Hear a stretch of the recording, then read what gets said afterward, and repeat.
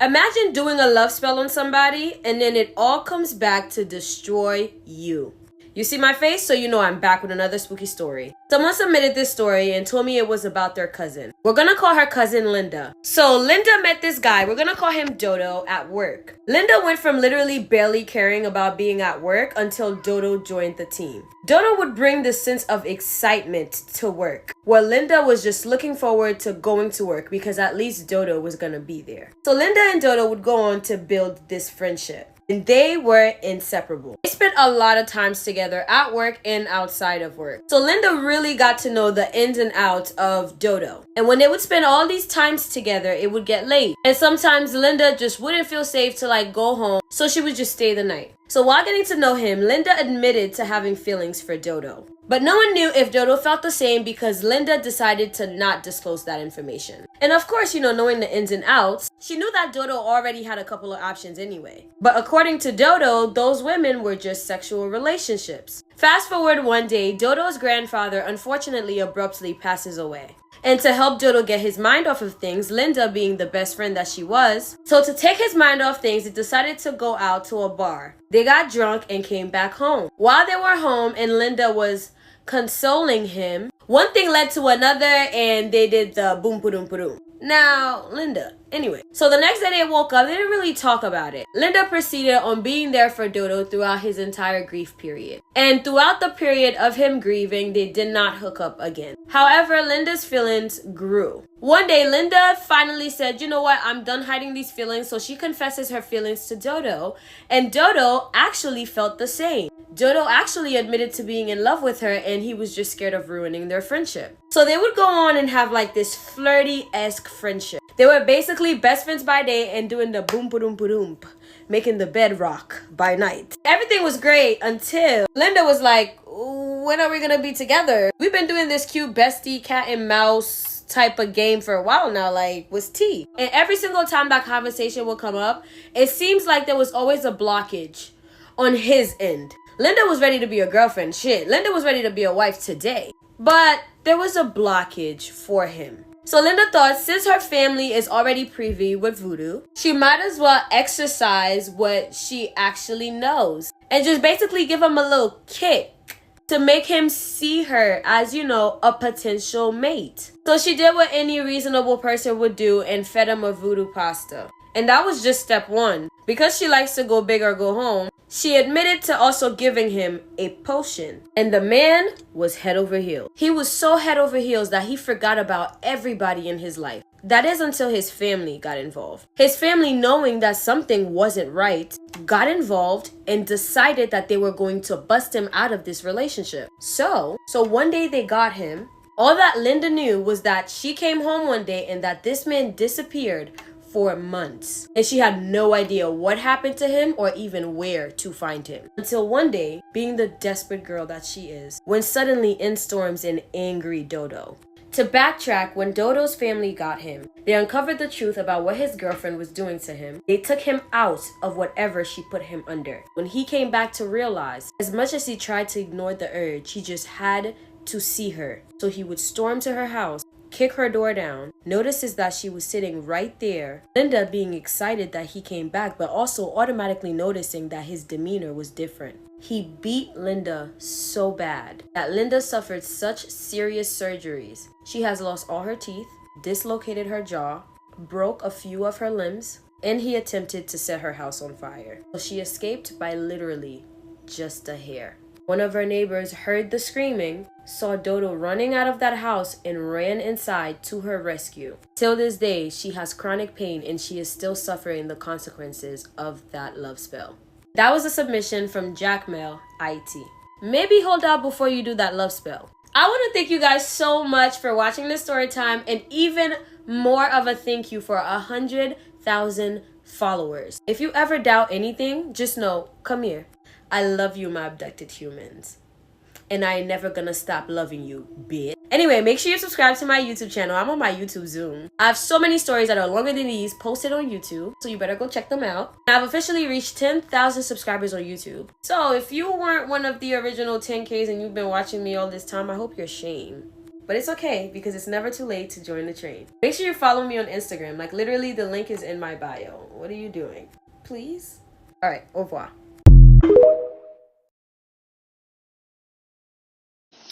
So, do you believe in brujeria? I sure as hell do, because I practice it. Don't mind my little fly catcher here, okay? Anywho, so, the story that I'm going to tell you, it's not mine, but I'm going to say it to you as if it was mine, okay? So,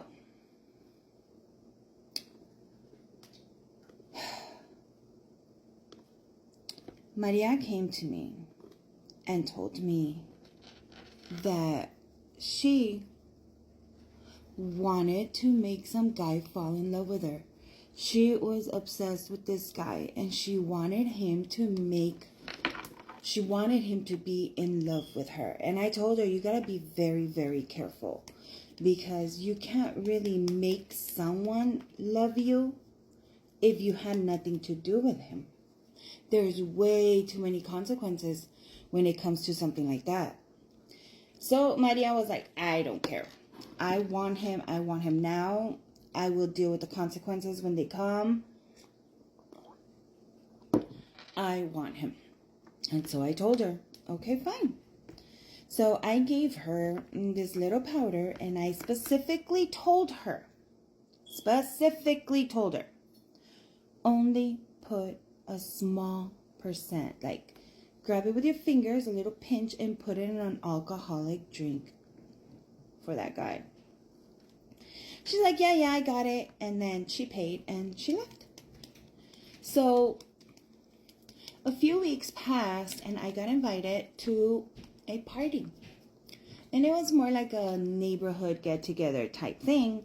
And so I thought that was pretty cool and that they invited me because a lot of people were scared of me, you know. And so when I went, I saw Maria put a cup on the side because you know how they put cups there so that you can drink and whatever. I saw her grab a cup and she put it to the side. And so instead of seeing her just get a little pinch of the powder I gave her, she put the whole freaking thing. The whole fucking thing. So I went to her and I told her, Maria, you can't do that. I told you to just put a small little piece. That's way, way too much. You don't understand the consequences of this. She's all like, mind your damn business, all right? I already paid you. I know what I'm doing. Mind your fucking business. And I was all, okay? Wipe my hands. Said I'll mind my own business. And so, yeah, of course it was going to work. As soon as Jose grabbed the drink, he drank a little bit, and they were just all over each other. Like, they were like, all over each other. And so a few months passed, and I get a call. And I get a call from Maria, which was fucking weird. And so she calls me, she's like, oh my God, you have to help me. Please help me. She goes, I can't stand him anymore. He is so overprotective, overbearing. He tries to protect me. I can't even go to the fucking bathroom without him telling me if I'm okay or what am I doing. He is so jealous. He's even jealous of my brother. And then I was like, I'm sorry, I can't help you. And she's like, wait, what? And I told her, you told me to mind my own business. I told you the consequences. I told you how much. You decided to do it your way. And I'm minding my own business. And so Maria decided to break up with him. And when Maria did this, the poor guy couldn't take it. And what did he do? He got on his motorcycle and he drove off a bridge. And he unalived himself. Yeah. Fucking creepy. And after everything, I get a frantic call from Maria again. And she's like, please help me. I am begging you, please help me. And I was like, what? And then she's like, he's not gone. He may be gone physically, but I see him everywhere. I hear him everywhere. Things fall, and it's usually things that are his or things that he bought me. He is haunting me from beyond the grave. He is still obsessed with me. So people, whenever you're going to do something, please follow instructions. Do as it was told you to do. Because then shit like this happens. If you like everything and anything that goes bump in the night, can you follow? Let me tell you something. Some of these women are so obsessed with a man, they want to put witchcraft on him. They do a love spell. They want him obsessed with them, right? But once you put that love spell on that man, and now he obsessed with you, guess what? Your ass might end up unalive.